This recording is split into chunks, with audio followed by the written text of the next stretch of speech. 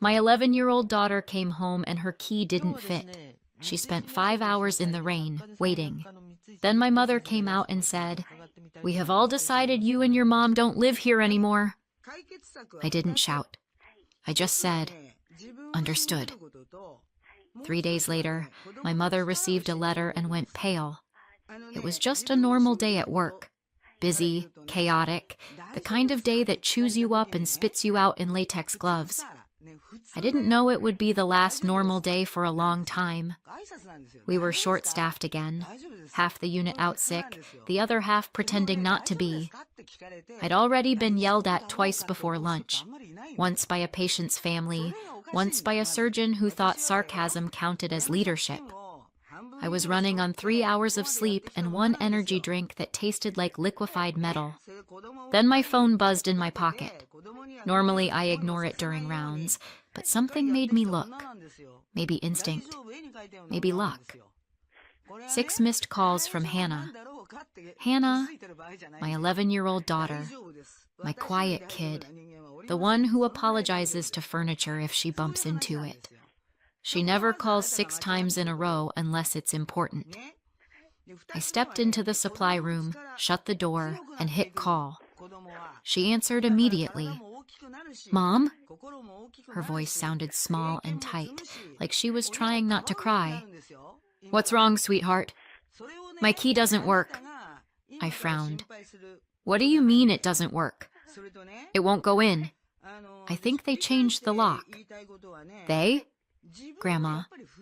Maybe Aunt Brittany." I rubbed my forehead. "They wouldn't change the lock without telling me." Silence. Then a sniffle. "Can you come home?" I glanced at the clock. Another hour before I could even think about leaving. "Honey, I can't right now." "We're swamped. Try calling Grandma, okay? Or Aunt Brittany. They're probably home." "I did," she said quietly. "No one's answering." "Keep trying. I promise someone will open the door soon," she said. "Okay," but her voice didn't sound convinced. When the call ended, I stood there for a moment, staring at the wall of gauze and gloves, telling myself it was nothing. A mix-up. An accident. Then I shoved the phone back in my pocket and went back to work. 2 hours later, I looked again. 4 more missed calls. One text. "Mom, I think they're here. Please come." My stomach dropped. I stepped into the hallway, ignoring the beeping monitors, and called her. She picked up mid-sob. "Mom, they won't let me in." My voice came out sharper than I meant. "Who won't?" "Grandma. Aunt Brittany." They came to the door. "Grandma said we don't live here anymore." I froze. "What?" "She told me to stop knocking. She said I'm being dramatic." I felt something heavy and dark crawl through my chest. "Hannah, listen to me carefully. Are you safe?" "I'm under the porch light." "Is it still raining?" "Yeah." "Okay, stay right there. Don't move. I'm leaving now." I didn't ask permission. I found my supervisor and said, "My daughter's locked outside. Family emergency." He started to argue, but one look at my face shut him up. 5 minutes later, I was in my car, scrubs still damp from sanitizer, rain hitting the windshield in furious streaks. It's a strange thing, how quickly your brain can switch from professional to animal. I wasn't a nurse anymore. I wasn't a daughter. I was just a mother driving through a storm, white-knuckled and shaking. By the time I pulled into the driveway, it was almost dark. Hannah was curled up on the porch, knees to her chest, hair soaked through. Her backpack sat next to her like a loyal dog. I ran to her, grabbed her into my arms. She was freezing. "I'm sorry," she whispered, like she'd done something wrong. "You have nothing to be sorry for," I said. My throat felt raw. "You did exactly what you were supposed to do." She nodded, trembling. Then the porch light flicked on. The door opened. My mother stood there, wine glass in hand, like this was a social visit. "Elena," she said, surprised. "What are you doing here?" I stared at her. "You changed the locks." She sighed. "We needed privacy. You locked my daughter out in the rain. She's fine. She's 11. Mom tilted her head, the same patronizing look she's had since I was old enough to disagree with her. "We've decided you and Hannah don't live here anymore. It's better this way. Less tension." "Who's we?" "Brittany and I." Of course. Behind her, my half-sister Brittany leaned on the doorway, phone in hand, fake concern painted across her face. "Mom, maybe this isn't the best time." "Oh, stop!" Mom snapped. "It's been coming for a while." "Elena, you're an adult. You'll manage." I looked past them into the living room. Brittany's kids, Logan and Grace, were sprawled on the couch watching TV. My daughter's blanket was folded neatly beside them, the one with the little daisies she sewed on herself. Something inside me went very still. I didn't yell, didn't cry, just looked at my mother and said, "Understood." She blinked. "What?" "You heard me." I turned, took Hannah's hand, and walked back to the car. We drove without speaking. Rain thudded against the roof like static. After a while, Hannah whispered, "Are we going to be okay?" "Of course we are." She nodded, watching the headlights smear across the road. "Grandma doesn't like me, does she?" The question hit harder than I expected. I forced a smile. "Grandma doesn't like anyone, sweetheart. Don't take it personally." She almost smiled. Almost. The silence in the car that night was heavier than the rain.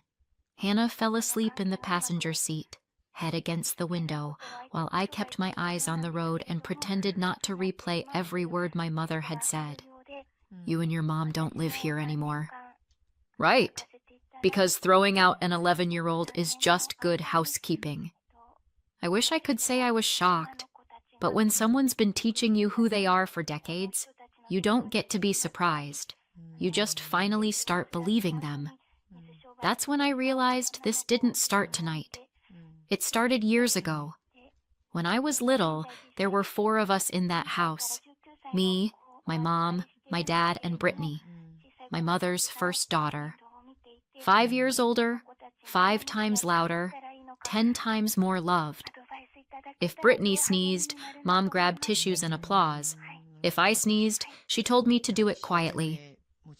Dad was gone most of the time, an overworked hospital doctor, always somewhere between late rounds and early flights to conferences.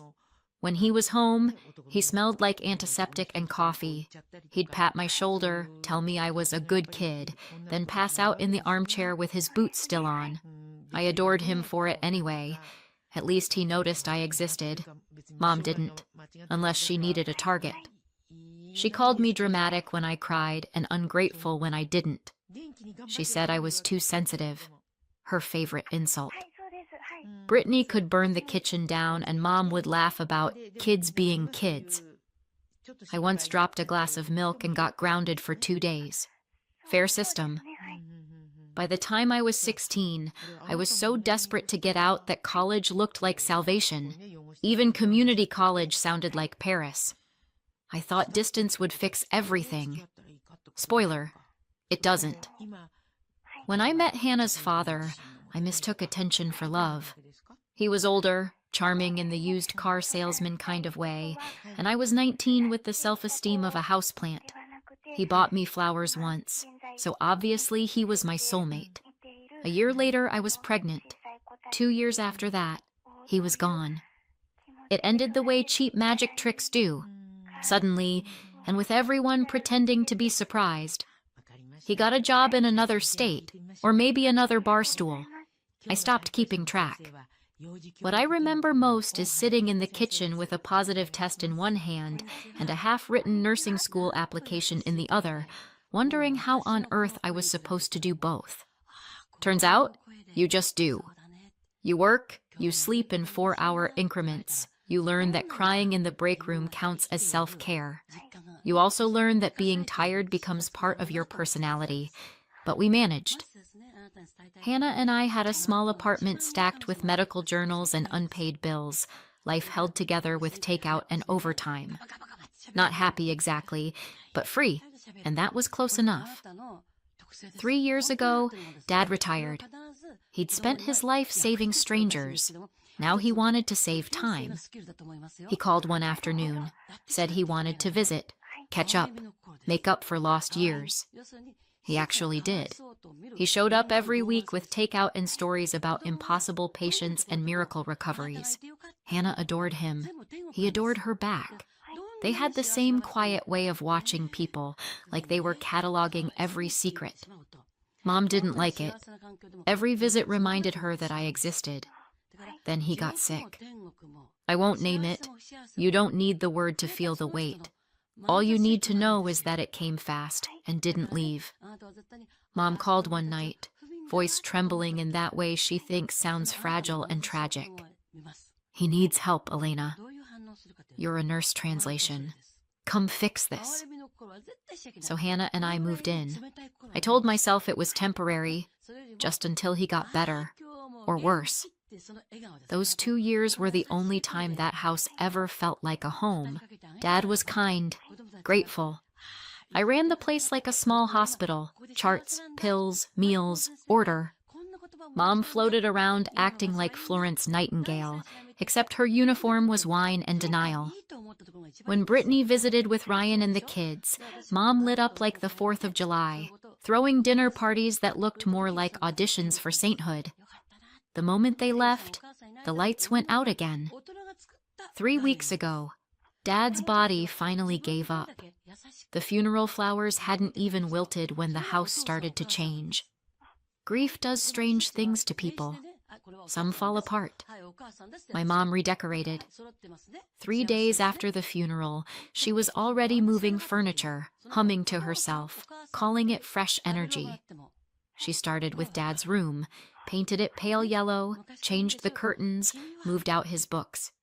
She said it would make a perfect space for when Brittany and the kids visit.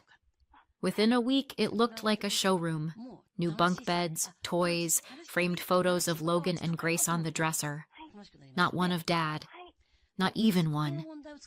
I remember standing in the doorway, still in my black dress, watching her roll paint like nothing had happened. She looked happy, energized, like someone setting up for a holiday instead of dismantling a life. I wanted to ask how she could do that so soon, but she beat me to it. Brittany and Ryan might come stay next weekend, she said. The kids shouldn't have to cram into the guest room anymore. They'll need their own space, she smiled, like she was explaining something sensible. I nodded, because what else do you do when your mother is already turning grief into a renovation project? After that, the visits blurred together. Brittany's family was there almost every weekend. They had their own keys, their own laughter echoing through rooms that used to belong to my father. And somehow, Hannah and I, who actually lived there, started to feel like guests. Mom called it healing. She said it made the house feel alive again. Meanwhile, Hannah and I stayed in the smallest room down the hall, our beds pressed against opposite walls. Mom called it cozy. I called it claustrophobic. One night I overheard her in the kitchen whispering to Brittany. "Rent's outrageous these days," she said. "It just makes sense for you to live here full time. We'd all save money." Then quieter. "Besides, Elena probably won't stay much longer. She was only here for your father."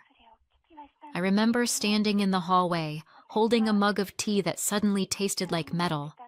It wasn't even a month since the funeral, and already I was being erased. When I confronted her, she smiled like she'd caught me being dramatic again. "You said you were just here to help your father," she said. "He's gone now. You have your job, your own life. It's time to move on. Move on. Like grief was a lease and my time was up." A few days later, Jonathan Wells, the lawyer who handled Dad's affairs, called. "Just some paperwork to finalize," he said. I drove to his office expecting insurance forms. Instead, he handed me a folder. Your father placed the house in a living trust, he explained. He wanted to make sure it stayed with you and Hannah. I blinked. What do you mean? Stayed with me? It's yours, he said simply. He transferred it before his death. Your mother isn't listed anywhere on the deed. The words didn't register right away. When they did, all I could think was how fast everything had shifted. 3 weeks from eulogies to eviction. I thanked him, took the papers, and drove home with them on the passenger seat, unopened. I didn't tell anyone. Not yet. Because how do you walk into a house full of laughter and say, actually, all of this is mine? I thought I'd wait for the right time. Let her grieve. Let her calm down. But 5 days later, she changed the locks. I didn't sleep after the locks. Every time I closed my eyes, I saw Hannah curled on the porch, her backpack slumped beside her like a guard dog that failed. By sunrise, the adrenaline had turned into something steadier, rage with a plan. I made 2 calls before my coffee went cold. One to the hospital to take a few days off, the other to Jonathan Wells. He picked up on the second ring. Elena, he said, already sounding awake. She changed the locks, I told him. Your mother? She's not my anything right now. There was a pause. Paper rustled. Do you have access to the trust documents? In my car. Good. Bring them. Come now. His office was 10 minutes away. Not months, not a lifetime. Just 10 minutes and 1 red light. Jonathan looked calm in the way only people paid by the hour can manage. This is straightforward, he said, scanning the pages. The property's in the trust. You're the trustee. She has no legal standing. Then fix it. I'll draft the notice. How soon? He checked his watch. Give me 20 minutes. He typed while I stood by the window watching rain crawl down the glass. Do you want to serve it personally, or shall I? He asked. I laughed once. I've had enough doors slammed in my face for 1 lifetime. You do it. He printed, signed, sealed, and handed me a copy. The ink was still wet. Perfect. An hour later, we were parked down the street from the house. Same sky, same rain, like the weather was stuck on repeat. Hannah stayed with a friend. No way was I letting her near that door again. Jonathan walked up the driveway, umbrella open, envelope tucked under his arm.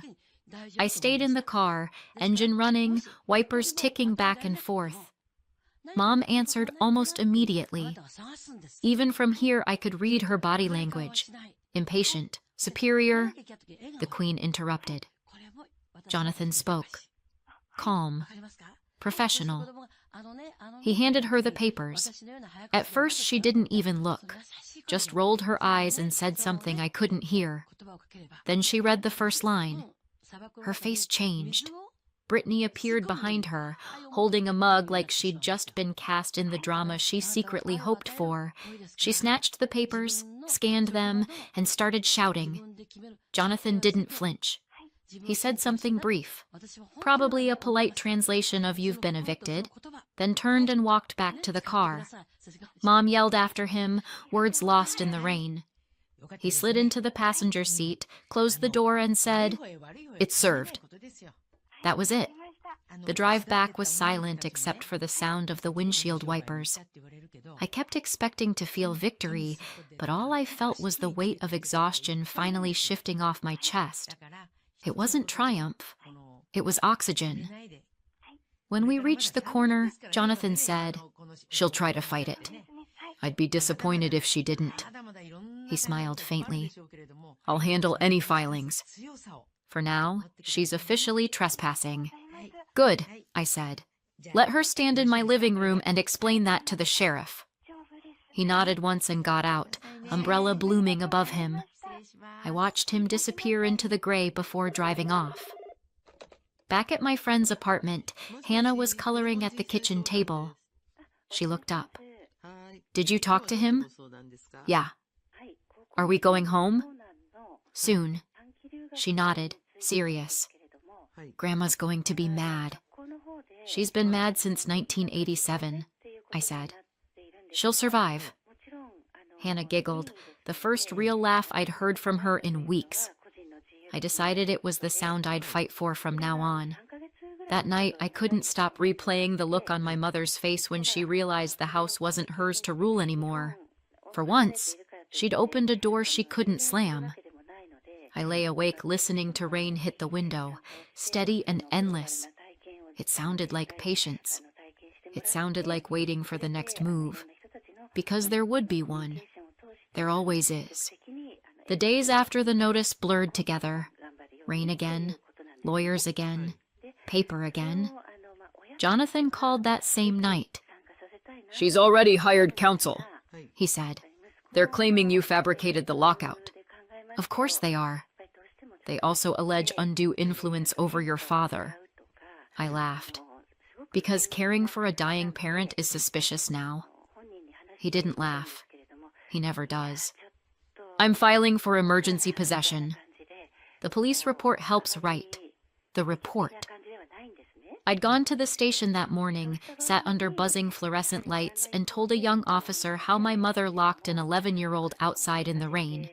He'd typed everything quietly, then looked up and said, "That's neglect." You did the right thing. Jonathan attached the report to the petition, and the judge signed the order 2 days later. Fastest justice I've ever seen. Mom's lawyer tried to stall with a motion full of bold italics and zero evidence. The court denied it before lunch. Jonathan called again. The sheriff's office will set an enforcement date. Probably within the week. Already? You wanted quick, he said. That night, I told Hannah we'd be home soon. She was quiet for a moment, then asked, "Are they still there?" "Who?" I said, even though I already knew. "Grandma and them." "No," I said. "Not anymore." She nodded, serious, like she understood something bigger than she should have to. When the email came with the date and time, 10 a.m., Thursday. It didn't even feel real, but the words were right there on the screen. Writ of possession, immediate enforcement. The morning of the eviction, I woke before the alarm, heart already sprinting. The sky looked like metal again, gray, restless. I made coffee so strong it could dissolve a spoon and drank it standing up. Jonathan had emailed the schedule the night before. 10 a.m., sheriff's enforcement, standard procedure. 2 words I'd been waiting for. Standard procedure. Because nothing about my family ever was. Hannah was at school. I told her I had errands. She believed me. I didn't want her to see this. No child should ever watch people she called family being escorted out by law enforcement. When I pulled onto the street, my stomach twisted. 3 cars in the driveway. Of course. Brittany's SUV, Ryan's truck, Mom's sedan. They were all home for the big show. 2 deputies were already at the door when I parked. I stayed near the sidewalk, rain starting to mist down, pretending to scroll through my phone like this was someone else's house. From inside came voices, sharp, familiar. Mom first, high and offended. Then Brittany, dramatic, wailing like she was auditioning for pity. Ryan chimed in with that useless tone men use when they think volume equals authority. One of the deputies knocked again, firmer this time. The door flew open. Mom appeared, hair perfect, fury perfected. She pointed at me across the yard like I'd been summoned from hell. "She's the one!" she yelled. "She forged everything!" The deputy didn't even look at me. "Ma'am, we have a court order." Brittany appeared behind her, holding her phone up like she was live streaming. "This is abuse," she said. "You can't throw out a widow." Ryan muttered something about lawyers and rights as he folded his arms. The deputy read the order anyway, calm, steady. He explained that they had 15 minutes to collect essential items and leave the property. 15 minutes. Mom laughed, the brittle kind. You can't be serious. He was. They started pacing, arguing, knocking things over. Brittany cried harder. Ryan slammed a door. Mom kept repeating, "This is my home!" Like repetition could turn it into truth. I just stood there, halfway up the walkway, hands in my jacket pockets, pretending the rain didn't sting. I didn't say a word. When the first deputy stepped aside for them to pass, Brittany stormed out carrying a stack of clothes and 2 framed pictures, one of her kids, one of Dad, which she'd taken from his office. I almost said something. Then I remembered. Not my circus anymore. Ryan followed, lugging a box and glaring at me like he thought I'd enjoy this. He wasn't wrong. Mom was last. She paused on the threshold, turned toward me, eyes glassy with something between hate and disbelief. "I hope you're proud," she said. I wasn't. I was tired. She walked past me without another word. The deputies closed the door behind her, simple and final. The silence that followed felt unnatural, too thick. One deputy handed me the keys. "Ma'am," he said, "it's yours now." 3 words, heavier than I expected. I thanked him. My voice cracked halfway through. When their cars finally pulled away, I stood there alone in the drizzle, staring at the house that had been both battlefield and cage. I went inside. The air smelled like dust and perfume, sweet rot. A glass of wine sat abandoned on the counter. A jacket hung over a chair. It looked less like people had lived there and more like they'd vanished mid-scene. I opened windows, one by one, letting the rain air drift through. For a second I thought I heard Dad's voice in the quiet. "You did what you had to." I wanted to believe him. That evening I picked up Hannah from school. She climbed into the car, smiled when she saw the boxes in the back seat. "Are we moving again?" she asked. "Home," I said. The word felt strange in my mouth, like something I hadn't used in years. When we walked through the door, the house echoed. She ran from room to room, touching everything, like claiming territory. "This is ours again," she said. "Yeah," I whispered. It always was. It's been 6 months since the eviction.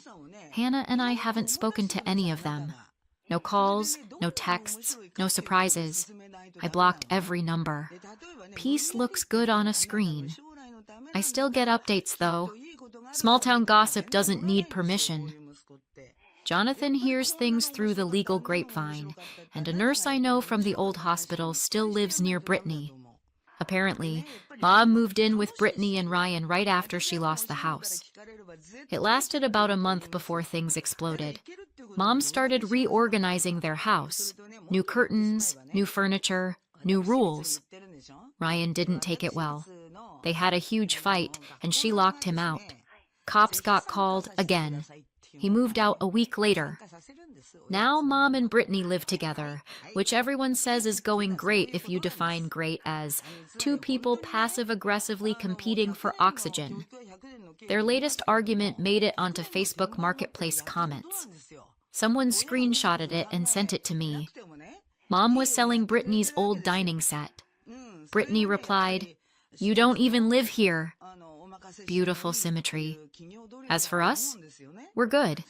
Hannah's been helping me in the garden. She says everything grows faster when you stop shouting at it. The house is quiet. No new locks, no new storms, and best of all, no one's tried to move in. So what do you think? Did I go too far or not far enough? Let me know in the comments and subscribe for more. At my 6-year-old's family visit, my mother-in-law left her alone in a parking lot for 5 hours while she took the other kids fun shopping. She told her, "Wait right here. Don't move." I didn't shout. I walked inside and did this. The whole family went silent. If you've ever had one of those moments where the world tilts and everything goes a little too quiet, that's what happened the day I pulled into my in-laws' parking lot and saw my daughter sitting on the curb by herself. Mia was 6, small, the kind of kid who still mispronounced spaghetti and needed help with zippers.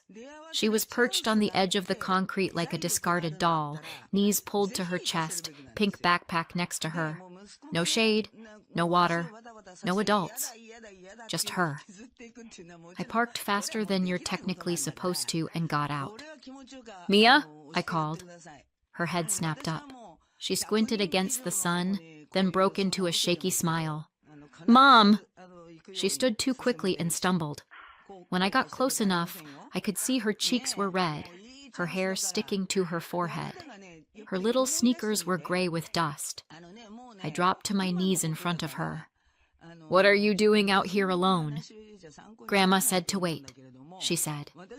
"Right here." "For how long?" She glanced at the sky like it might give her the answer. I don't know. Since the long hand was on the 12 and the short hand was on the 1. I looked at my phone. It was 6 o'clock. 5 hours. Something hot and ugly rose in my chest. "Have you been out here this whole time?" I asked, trying to keep my voice level and failing a little. She nodded. "I wanted to go inside, but Grandma said, 'Wait right here. Don't move. Your mom will come. We're going shopping.'" My brain processed that in pieces. Shopping, other kids. I looked around the empty parking lot. No cars besides mine. "Did she lock you out?" I asked, already knowing the answer. "I tried the door," Mia said. "It was locked, so I just waited. I didn't want you to miss me." That sentence actually hurt. I pulled her into a hug. She was warm, too warm. Not sunstroke warm, thankfully, but we were not far off the line where urgent care becomes involved. "Did you have water?" I asked. "No." She shook her head. "But I wasn't supposed to move." Of course she wasn't. My kid takes instructions seriously, especially from adults she still thinks are safe. I took a breath through my nose and stood up. "Okay," I said. "We're going inside." I held her hand and walked to the front door. It was locked, but my in-laws are predictable, and the spare key was still under the world's most obvious fake rock. I let us in. The air conditioning hit us like a slap. Mia shivered. I squeezed her hand. Voices drifted from the kitchen. Laughter. The high, bright sound of other children. The clink of shopping bags. For a second, I froze. I hadn't seen their car in the driveway when I pulled in, which meant they must have come home through the back entrance. They'd walked straight into the house, past the kitchen, past the living room, without so much as checking whether Mia was still outside where they'd left her. They knew she was out there. They just didn't bother calling her in. That realization made my stomach twist. I followed the noise. There they were. My mother-in-law, Diane, my father-in-law, Ron, my husband's sister, Valerie, and her 2 kids, Mason and Chloe. The counters were covered in shopping bags, clothes, toys, a new video game system. Mason was waving a plastic sword. Chloe had a bracelet on each wrist. Diane had a glass of iced tea. She looked very comfortable. I stepped into the doorway with Mia half behind me. The first person to notice us was Chloe. "Oh," she said. "She's back." Diane turned. "Well, there you are," she said. "We were wondering when you'd show up." "Were you?" I said. I kept my tone neutral. It came out slightly colder than neutral. Mia squeezed my hand. "We had so much fun," Valerie said, oblivious. "Took the kids to the mall, let them pick a toy, got ice cream. They were great." "How nice," I said. Where was Mia for all that fun? Diane blinked. "Outside. In the parking lot," I said. "Yes," she said, like this was normal. I told her you'd be here any minute. No sense dragging her around stores when she's just going to whine and cling. She doesn't whine, I said. She's 6. She gets tired. You're too soft on her, Diane said, waving a hand. She needs to toughen up. I stared at her. She's been outside for 5 hours. Diane scoffed. It was not 5 hours. I held up my phone. I dropped her off at 1. It's 6. Ron shrugged. It's not like she was in danger. This is a safe neighborhood. By herself, I said. No bathroom, no water. She could have knocked, Valerie said. The door was locked, Mia whispered from behind me. They all looked at her as if they'd forgotten she had a mouth. I told you to wait right there, Diane said, frowning. If I say stay, you stay. It's not my fault your mother is late. I'm not late, I said. You told me to come around 6. Diane waved that away. Same thing. No, it wasn't. There is a special kind of rage that lives underneath a mother's skin. It's not loud. It's not wild. It's surgical. Precise. Cold. That's what woke up then. I'm taking Mia home, I said. Get her backpack. She hasn't had dinner, Diane said. You're overreacting. Mia's grip on my hand tightened. I could feel how much she wanted to disappear. We'll eat at home, I said. We're leaving. Diane put her glass down sharply. Absolutely not. We are having family dinner. We planned... You, I said quietly, left my 6-year-old alone in a parking lot for hours. She's fine, Ron said. Look at her. Nothing happened. There are adults who wouldn't leave their car unattended that long, I said. You left a child. Diane rolled her eyes. You're being dramatic. Valerie added, You always are. I didn't shout. I've learned that shouting gives people something to grab onto. Look how emotional she is. See? She's irrational. They stop talking about what they did and start talking about how you reacted. So I didn't shout. I let go of Mia's hand long enough to pull out my phone. I opened the family group chat, snapped a picture of my daughter's scuffed shoes and flushed cheeks, and typed, Just picked Mia up from your parking lot. She's been outside alone since 1 p.m. We won't be doing unsupervised visits again. Send. Diane's phone pinged on the counter. So did Valerie's, Ron's. They looked down, then up. The room went very, very quiet. This isn't over, Diane said. For once, I said. You're right. I picked up Mia's backpack, took her hand, and walked out. Nobody tried to stop us. That was the moment something shifted. Not just in me. Once my husband found out, in him too. I didn't know all of it yet, but I knew one thing. I was done pretending this was just how family is. On paper, my husband Lucas came from a close family. That's how he used to phrase it when we were dating. Close. The kind of close that meant weekly dinners, constant group texts, and a mother who always had an opinion ready before anyone asked for one. I thought I knew what that meant. I didn't. By the time we had Mia, now 6, I knew what intense meant in practice. It meant every conversation with his parents started with his sister Valerie, circled around Valerie, and ended with Valerie's kids, Mason and Chloe, who apparently could do no wrong in that household. My daughter was sweet, nice, no trouble, which in Diane's vocabulary translated to, keep quiet and don't ask for anything. Diane loved being the heroic grandmother, the one who took the kids so you two can have a break, the one who raised you right, and now I'm helping with the next generation. What this looked like in reality was that she watched Mason and Chloe constantly, did their school pickups, their sports drop-offs, their everything. Valerie paid her a small amount sometimes. Mostly she didn't. It was family. When Mia was born, Diane offered to help with her too. Help was a generous word for what it turned into. There was always a string. I watched her on Tuesday, so you can run an errand for me this weekend, right?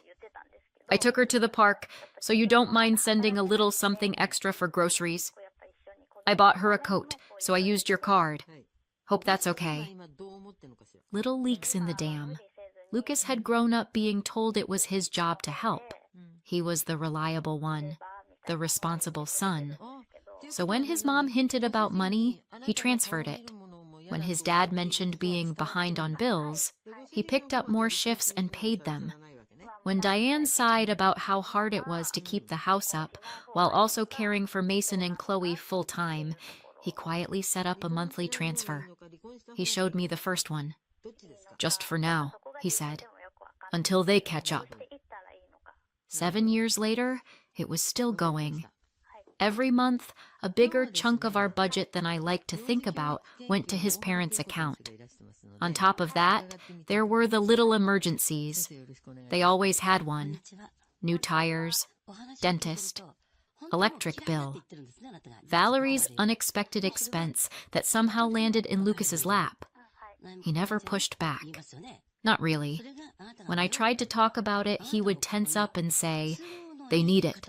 They helped us. It's just money." I stopped bringing it up as much. I didn't want to be the villain in a story where his parents were always the martyrs. But the thing about patterns is that they don't just stay emotional. Sooner or later, they get dangerous. With Mia, it started smaller. They'd keep her up too late because the cousins wanted to play. They'd forget to put sunscreen on her because she needs color. They let her stand at the edge of a pool while they talked, back turned, until she slipped on the wet tile and almost went in. Every time I said something, I was overprotective. Anxious. Helicopter. Nothing happened, Diane would say. She's fine. Nothing happened. Until the day they made sure something could. When Diane announced in the family chat that she was taking all the grandkids for a fun day, I didn't immediately panic. She'd done outings before. It was supposed to be simple. I'd drop Mia off at 1, pick her up around 6. We'll just be home, maybe run an errand or 2, Diane had said. She did not mention the 5-hour curbside abandonment plan. If she had, I might have rearranged my schedule. But that's the thing, isn't it? People like Diane never say, "I plan to do something reckless," and then blame you if your child survives. They just do it, then call it parenting style. Driving home after I picked Mia up, listening to my daughter describe how she watched the shadows move across the parking lot, how hot the ground got under her shoes, how she counted cars to pass the time, I felt something else settle in my chest. I had been raised to believe you don't blow up families unless you absolutely have to. They convinced me for years that this didn't qualify. But looking at Mia's sunburned nose, her exhausted eyes, her trust in me not to leave her alone again, I realized something very simple. They had crossed a line I didn't even know I had until they were standing on the other side of it waving, and this time I wasn't going to be the one reaching back. The thing nobody tells you about big family explosions is that the real blast comes later. The driveway scene, the group chat, the doorway standoff. That was just the match. The real fire was what happened after we got home and the adrenaline wore off. Mia wouldn't let go of me that night. She followed me from room to room like a quiet little shadow. If I went to the kitchen, she stood in the doorway. If I went to the bathroom, she waited outside. If I sat on the couch, she climbed into my lap, even though she hadn't done that in months. "Are you okay, Bug?" I asked at bedtime. She nodded, which would have been more convincing if she hadn't been gripping my sleeve like it was a life raft. "Do you want your nightlight?" I tried. "Yes," she whispered. Then, after a pause, "Can you stay?" "I'll sit here for a while," I said, settling into the chair by her bed. She lay on her side, eyes open. "Mom?" "Yeah?" "You're not going to leave me here and go shopping, right?" It hit like a punch. "No," I said. I will never leave you like that. She thought about it. Even if Grandma says I have to wait? Even then. She nodded slowly. I thought, if I moved, you wouldn't find me. I swallowed hard. You did everything right, I said. You stayed where you were told. None of this is your fault. She blinked, and I watched one tear slide sideways into her hair. I didn't stay for a while. I stayed until she finally drifted off, and even then I sat there longer, listening to her breathing, wondering how long it would take before she didn't flinch every time a car slowed outside the house. I found Lucas in the living room, sitting on the edge of the coffee table with his elbows on his knees, staring at nothing. How is she? He asked. She keeps asking if I'm coming back, I said. To the room, the house, anywhere. She tracked me from the couch to the sink like I was a balloon she was afraid would float away. He closed his eyes. I told her Grandma said, "Don't move," and she heard, "Don't exist unless your mother can find you," I added. That's not what Mom... Maybe not, I said. But that's what happened. He didn't argue. We sat in silence for a moment. You know, I said, if we let this slide, we're not just telling your parents it was fine. We're telling Mia it wasn't a big deal. He rubbed his face with both hands. I know. She stood in a driveway for 5 hours because she trusted that if she moved, she'd get in trouble, I said. I'm not willing to teach her that the people who did that get another chance. He looked over at me. The Lucas I married was there, but there was something else now too. Something heavier, sharper. I'm cutting them off, he said. I didn't say anything. I'd wanted this for a long time, but it had to be his line to draw. He stood, went to his desk, and opened his laptop. I watched as he logged into the bank account he'd grown up thinking was a moral obligation. $600 a month, he said, almost to himself. That's what I've been sending them. For bills. He clicked.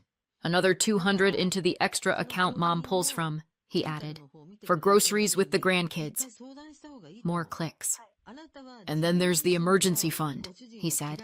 The one that's mysteriously always empty. He opened another tab. The numbers popped up. Transfers to his parents every few weeks.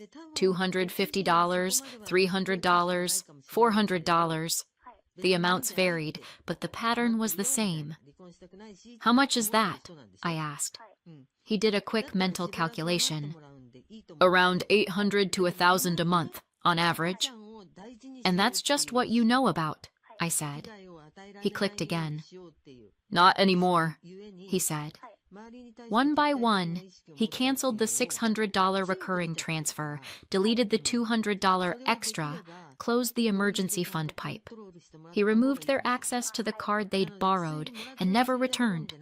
The confirmation messages popped up politely, as if he were unsubscribing from a newsletter. That's it, he said, leaning back.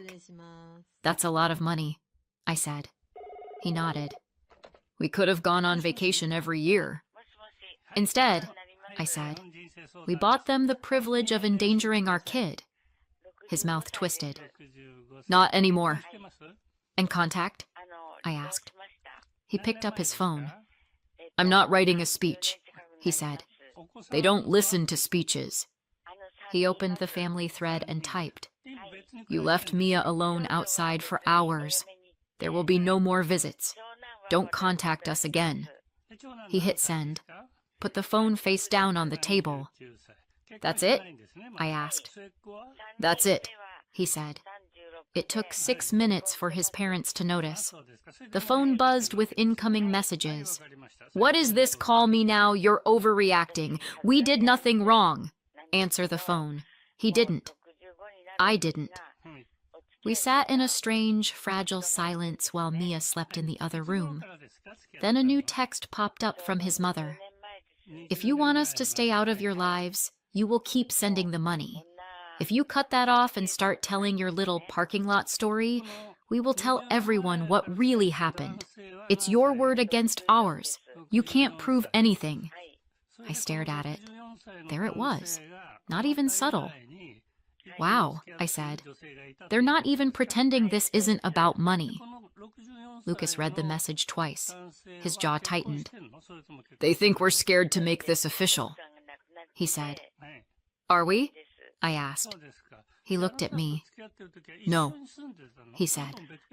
We're not.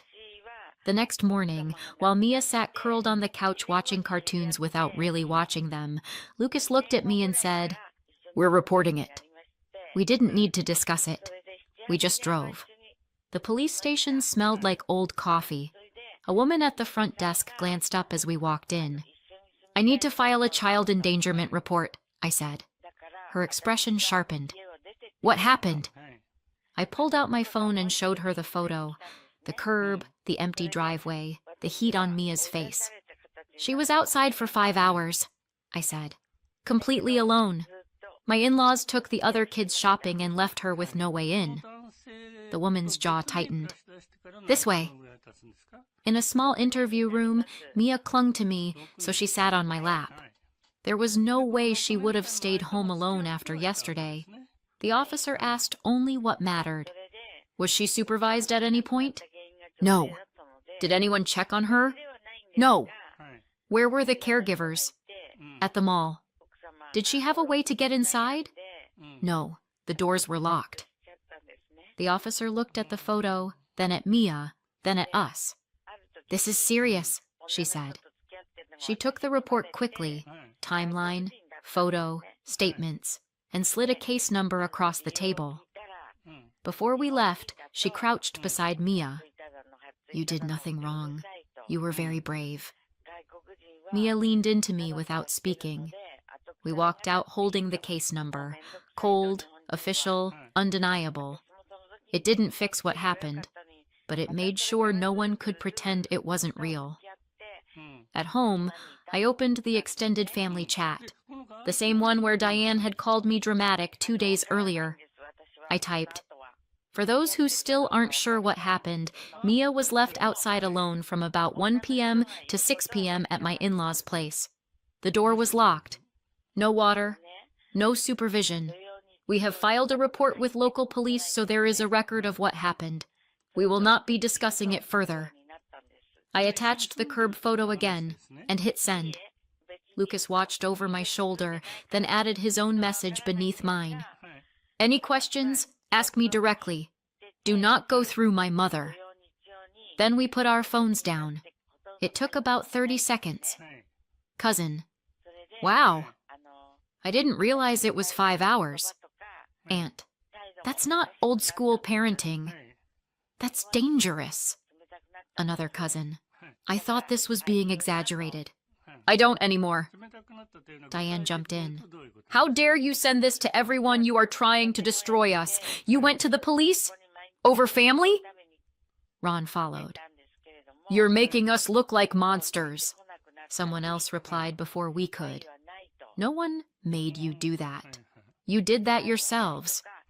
I didn't recognize the name. Some second cousin who'd been quiet up to that point. Diane tried again. This is a lie. She was only outside at a little while Lucas responded. Mom, stop. We both know that's not true. She went quiet after that in the chat. She did not go quiet in real life. The doorbell rang that evening just as we were clearing the dinner dishes. Lucas and I looked at each other. We didn't have to say it. He opened the door just enough to block the entry. There they were again, Diane and Ron. No Valerie this time. Just the original disaster duo. You called the police on us, Diane said. No hello. Yes, Lucas said. Ron glared. Do you have any idea what you've done? Yes, Lucas repeated. You are trying to ruin our lives, Diane hissed. We could lose everything. You almost lost my daughter, he said. I guess now we're even. You ungrateful little... she started. I stepped up beside him. You asked us to keep paying you to stay away, I said. Remember that part? Keep sending the money if you want no contact. You tried to sell us your silence. Diane's face went blotchy. That was not... You literally wrote it, I said. I have the text. Ron jabbed a finger toward Lucas. We did everything for you. We raised you. We helped you. We watched your child. You left her alone on concrete for 5 hours, Lucas snapped. You watched nothing. He took a breath, steadied himself. You're not coming near her again, he said. There will be no more visits, no more calls, no more money. You can't do this, Diane said. We'll tell everyone you made this up. You're turning them against us. You're doing a great job of that on your own, I said.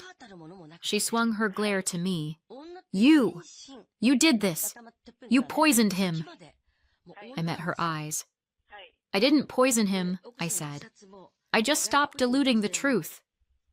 Her mouth opened and closed.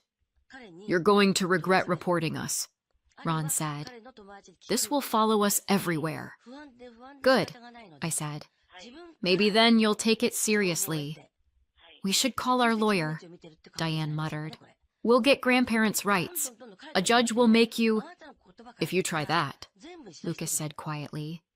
Every word of what you did goes on record, with dates, times, pictures, and police reports.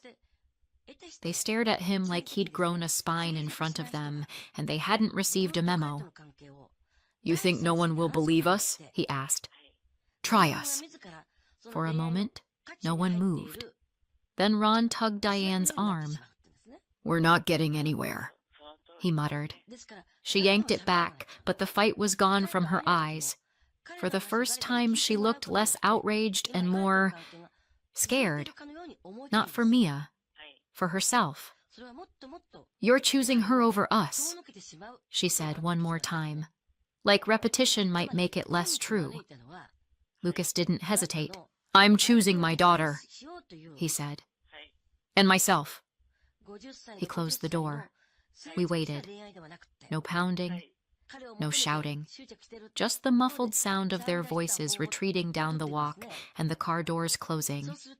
I hadn't realized how loud they'd been in my head until they were gone.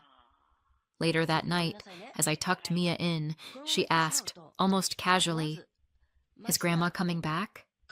No, I said. She's not allowed to take care of you anymore. Mia thought about that. Because she left me? Yes, I said. Because she left you. She nodded, small but sure. Good, she said.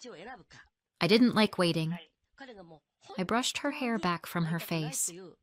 You won't have to again, I said. She believed me. I decided to make sure I earned that. So that's where we ended up. They lost their money, their access, their version of the story. We lost the illusion that family meant what they said it did. Mia still asks sometimes if I'll come back when I run to the store. I always tell her yes, and then I do. Every time. That's how you fix what other people break. Not with speeches, but with follow-through. Lucas is lighter now. He laughs more. He doesn't flinch when his phone buzzes, because those numbers are blocked. As for Diane and Ron, they tell anyone who will listen that we went too far. Maybe we did. So, what do you think? Did we go too far, or not far enough? Let me know in the comments and subscribe for more.